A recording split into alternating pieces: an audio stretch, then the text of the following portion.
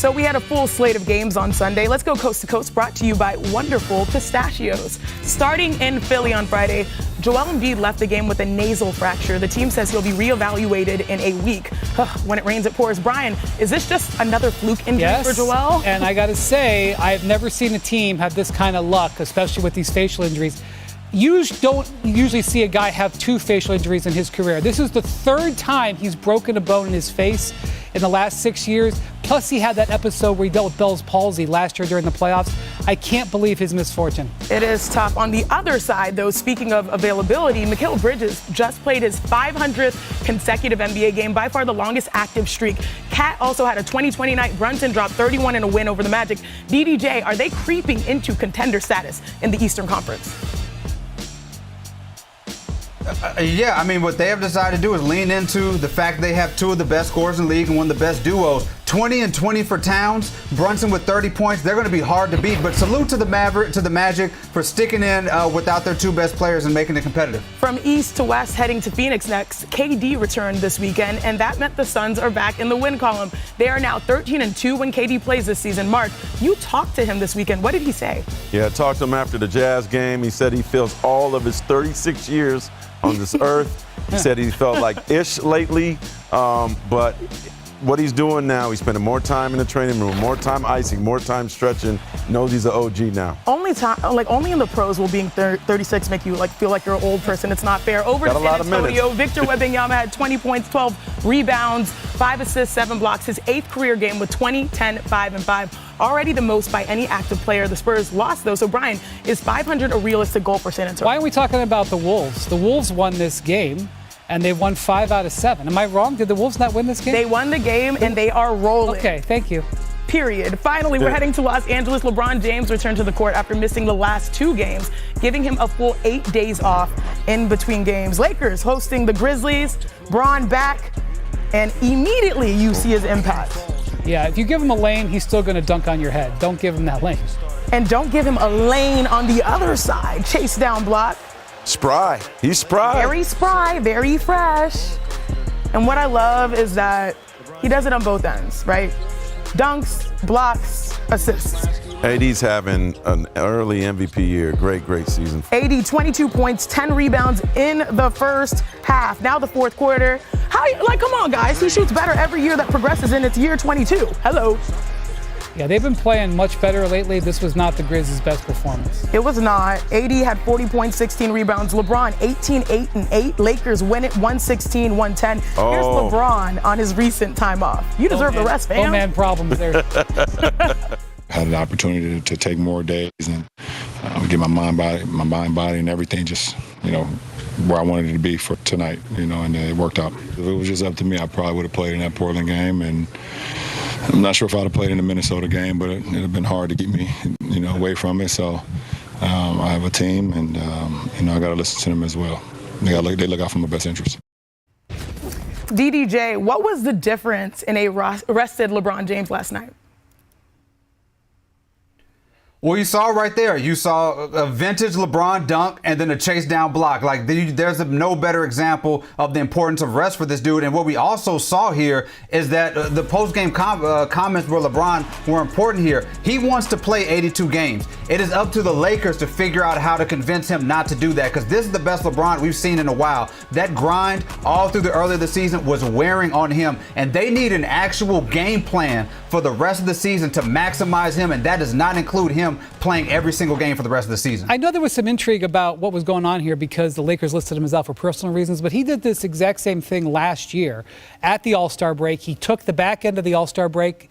Then he took a game off afterwards to get treatment and rest for that foot, which has been bothering him for the last couple of years. And then he looked great. He had 30 points in 3 of his next 4 games. So I am not surprised that he needed a little bit of time off, and I am not surprised after the time off that he looked great. You know what? I'm going to credit Dr. Leroy Sims and Pelinka. I think they had this all scheduled out. And, the NBA is always looking like, what's your injury? You can't question personal reasons, right?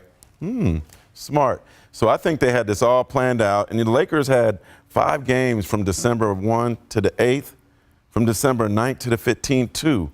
They knew this was coming. They knew the NBA Cup was going to get them some rest. So very, very brilliant and smart thinking by the Lakers. But Wendy, are we asking too much of LeBron James in year 22? I mean, if you think that he is going to be winning the MVP award and carrying a team by himself to the finals as he did throughout last decade, yes, you're asking too much. But you got a guy who's averaging 28 and 9. He can still be a very significant contributor, and he is. Is there any desperation for the Los Angeles Lakers to get some help? I definitely think that they are in the market, but I will just point out that the Lakers have not made a significant trade in 22 months. So desperate, I would say actions say that is not the case. Yeah, I feel like they understand the limitations of their roster. We're seeing other teams like the Golden State Warriors make a move to up their upside, but at the end of the day, I mean, they're going to have Anthony Davis go for 40, LeBron James mess around and almost have a triple-double, again, 18, 8, and 8, and have perimeter shooting on top of that defense for them to win. That's a tall task. And I think it's smart, like the Warriors channeled a team that's struggling, that's getting rid of pieces. Maybe the Lakers need to do that. Try to get somebody a little cheaper that could help you from the Nets. They still got a lot of good players available. Wizards, Pelicans. Look at the teams that are trying to sell.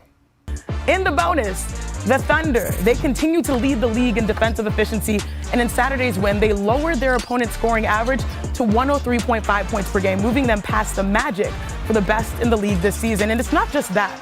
SGA, Shai Gilgeous-Alexander, is the fourth different player to put up averages of 30 points, 5 rebounds, 5 assists, and a steal and a block in the first 25 games of the season since steals and blocks became official in 73-74, joining Giannis, Embiid, and MJ. And on Saturday, the Thunder also got a career-high 21 points from, you heard it, Isaiah Hartenstein, including 10 in the fourth quarter. He was the fourth on a defensive end as well, holding Şengün to 5 of 13 shooting as a primary defender and forcing 4 turnovers when matched up against him. So, Mark, what would an NBA Cup title mean for Oklahoma City?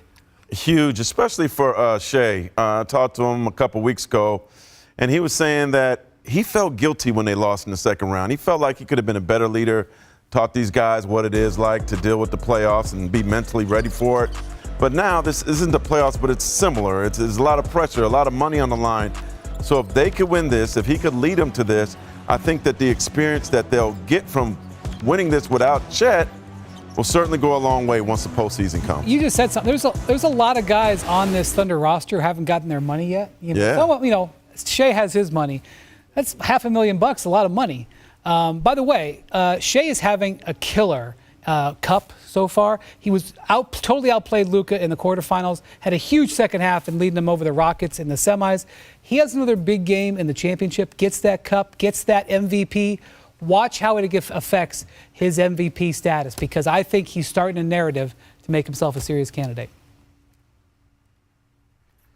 Yeah, we look at this Thunder team, they have everything on paper, and the biggest knock and the biggest reason why people do not believe in them is experience. And SGA is making up for that with these high-intensity games. He went out there and outplayed Luka and Kyrie combined. He was the difference against the Rockets team. And if you go out there and you outplay Giannis, who is one of the best, top 2 players in the league right now, who has a Finals MVP, who has a championship, this stuff can propel you in the playoffs. We saw that with Indiana. We saw that with Halliburton. SGA and this Rockets team putting up a dominant performance with him leading them and maybe putting his name in the MVP race can pay off dividends for them come playoff time. There was a point in the game where neither team, the Rockets or the Thunder, let's be real, y'all, could buy a bucket. But then you still had SGA, and no matter what, through the highs and the lows, he was cool, calm, and collected, and he always delivers. Now time